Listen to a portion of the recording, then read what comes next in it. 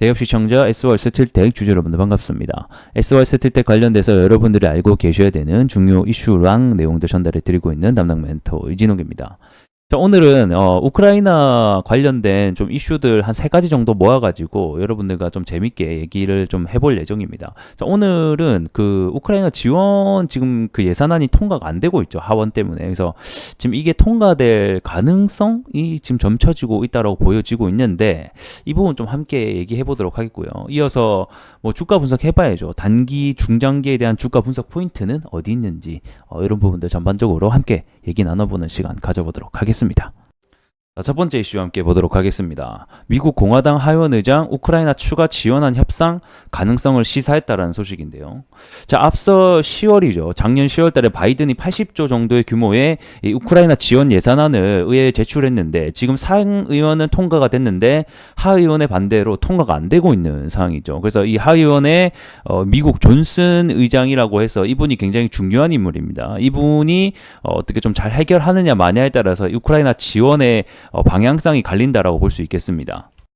자, 그러면 하의원들이 왜 우크라이나 예산안을 반대를 하고 있는지 이유를 먼저 알아야 될 것 같은데, 일단은 첫 번째는 아무래도 미국 입장에서 우크라이나를 지원을 해주고 있는 상황이죠. 계속해서 2년 넘게 그 금액이 지금 현재 100조가 넘어가고 있어요. 근데 그렇다 할 뚜렷한 성과가 일단 없습니다. 그래서 이 러시아군이 더 이상 진전하지 못하게 막는 것일 뿐 계속해서 쏟아붓는다라고 해도 더 나은 결과가 가져오지 못하니까 이게 미국 입장에서는 자국민의 세금을 걷어들여서 또 지원을 해주다 보니까 이게 맞나? 어떻게 보면 강경파 입장에서는 그렇기 때문에 가장 반대하고 있는 이유가 크지 않을까 이렇게 조금 생각이 들고요. 그리고 무엇보다 이렇게 계속해서 지원을 해주게 된다라는 것 자체가 이 전쟁을 계속 끌어나가겠다라는 것이기 때문에 이 재건주에게는 사실상 조금 안 좋은 뉴스라고 보실 수 있습니다. 그래서 앞전에 이 예산안 통과가 계속 안 되고 있다라는 소식은 재건주에게 호재죠. 왜냐하면 이 우크라이나 그리고 러시아 전쟁의 가장 지금 중요한 키 중에 하나가 이 외부의 자금 지원이 계속 되냐 안 되냐 여부거든요. 그래서 이 러시아도 이번 인터뷰를 통해서 푸틴이 이런 말을 했죠. 너희 서방 국가와 이 유럽 쪽에서 지원만 안 해주면 벌써 이 우리 우크라이나 러시아 전쟁은 끝났다. 이렇게 얘기를 한 만큼 지금 서방 국가와 그 다음에 뭐 유럽 국가들의 지원을 계속 해주냐 안 주냐가 결국에는 우크라이나 전쟁이 계속 이어지냐 안 이어지냐의 중요한 키포인트가 된다고 보시면 됩니다. 그래서 이러한 뉴스를 제가 여러분들에게 가져온 것이고요.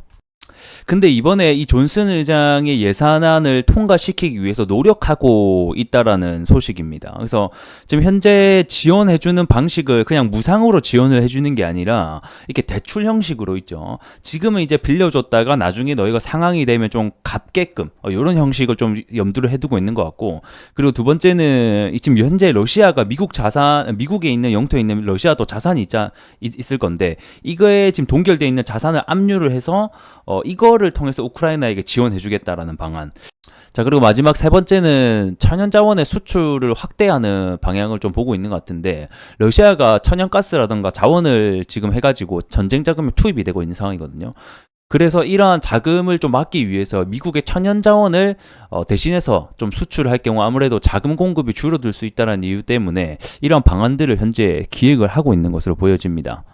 그래서 아래 내용을 보게 되면 이 우크라이나에 대한 무상 지원이 아닌 유상 지원, 제가 아까 말씀드린 대출에 대한 형식과 그 다음에 러시아 측의 동결 자산을 몰수해서 이걸 좀 활용하겠다라는 부분이 지금 현재 거론이 되고 있기 때문에 추후에 이 우크라이나 지원안이 정말 통과가 되는지 안 되는지 여부를 함께 좀 지켜봐야 되는 문제이지 않을까 싶습니다. 만약에 정말 추가 지원안이 다시 한 번 더 통과가 된다라고 하면 그만큼 이 기간이 전쟁이 더 지속이 될 수 있기 때문에 사실상 재건주에게는 좀 안 좋은 소식이 될 수 있다. 이렇게 좀 전달해 드리도록 하겠습니다. 자, 그리고 관련된 뉴스를 한 개 더 보게 되면, 자, 젤렌스키가 미국 지원이 없으면 단계적으로 후퇴에 직면한다. 이런 뉴스가 있죠. 그래서 아까 제가 말씀드린 대로입니다. 이 미국의 지원 그리고 유럽의 지원이 결국 없으면 우크라이나는 결국 후퇴할 수밖에 없어요. 지금 현재 상황이 포탄도 없어가지고 지금 제대로 전쟁이 지속되지 않는 상황이라고 저는 알고 있거든요. 작년에 이제 지금 그 미국의 지원이 끊기게 되면서 굉장히 어려운 상황이라고 알고 있습니다. 자, 이러한 상황 속에서 계속해서 미국의 예산안이 통과가 안 되면 결국에는 이 젤렌스키도 방법이 없기 때문에 이 휴전에 대한 가능성을 좀 염두에 두지 않겠나라고 보고 있습니다.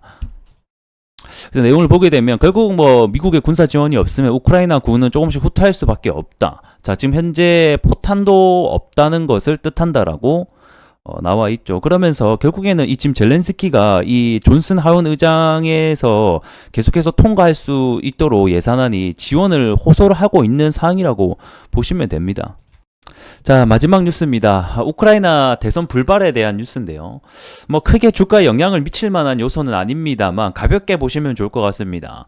원래 이 젤렌스키가 2019년 5월 달에 취임을 해서 올해 5월에 임기가 끝났는데요.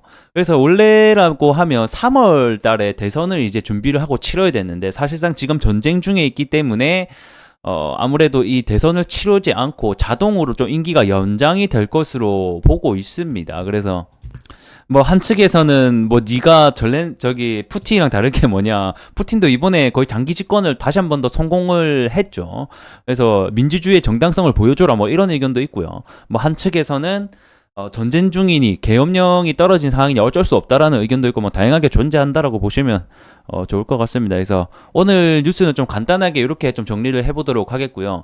자, 아직까지는 이 우크라이나 종전에 대한 얘기는 없어요. 하지만 계속해서 이 우크라이나와 그 다음에 러시아의 사태가 어떻게 진행되고 있는지를 우리가 알아야지 이 속에서 실마리랑 힌트가 어느 정도 있거든요. 그래서 이런 내용들을 계속해서 전달 드린 이유는 이 안에서 우리가 가져갈 수 있는 또 포인트들이 있기 때문이다라고 보시면 좋을 것 같습니다. 그래서 뭐 물론 전쟁이 빨리 끝나고 휴전이 되면 가장 좋겠지만 지금 상황 속에서는 아직까지는 그렇지 않기 때문에 현재 우크라이나와 그다음 러시아 전쟁에 관련된 이슈들을 계속해서 제가 얘기를 해드리면서 이렇게 정보를 전달해 드린다라고 보시면 좋을 것 같습니다.